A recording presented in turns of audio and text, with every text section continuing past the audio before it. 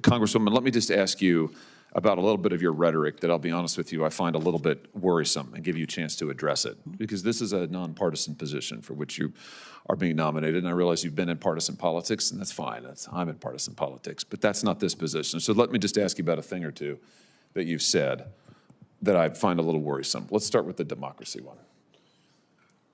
We heard a lot of talk in this most recent election now concluded about Republicans, and particularly the now president-elect, being a fascist, which I think is incredibly irresponsible rhetoric.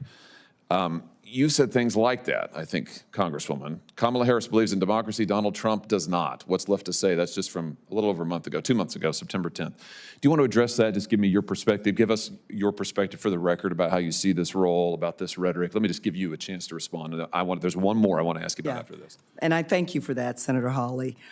You know, having served as a law enforcement officer, as a police chief, certainly as a member of Congress, I've certainly had opinions about the behavior of individuals on both sides of the aisle. But what I can assure you is that whether as a law enforcement officer or as a member of Congress or as a member of the Board of Governors, that my political opinions will never negatively impact the work that is before us on this very bipartisan board. Matter of fact, I currently travel all over the country, asked to do so, along with former Republican members, to talk about the importance of working together in a bipartisan way. I believe it is the only way that we can get the big things done. And strengthening the post office is a big thing that we need to get done. Last question for you on the same topic. Let's look at the other one.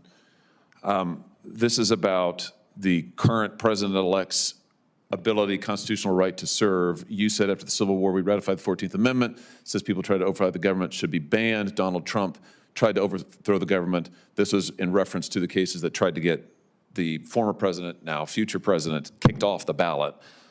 I'm deeply concerned about those cases. They failed, as you know. The U.S. Supreme Court weighed in on this 9-0, said absolutely not. This is up to the people to decide. My question for you is that since this time, since you said that, he's been reelected. He's going to be the next president. If you're confirmed for this, you're going to serve under him effectively. Are you able to do that? And just comment on this, which you said, and your potential future role. Senator Hawley, when President Trump was first elected in 2016, he was not my candidate. But I went to his inauguration because the American people had spoken. And I wanted to, in a very unified way, be there to support the President of the United States because the people had spoken. I believed it was a free and fair election, and it was important for the country to move forward. I was in the House chambers on January 6th. As you well remember, it was a tough time for our nation, I think, for the members of Congress and the American people. Expressing my opinion coming out of that very tough time, we moved forward. The same person has been reelected. The American people have spoken, and I respect the will of the people. Again, I can assure you that any personal opinions or things that were said during a specific time in our history will not negatively impact my commitment to working with the Board of Governors to protect and strengthen the United States Postal Service so those people who live in rural areas that we both care about can receive the service that they deserve. Thank you.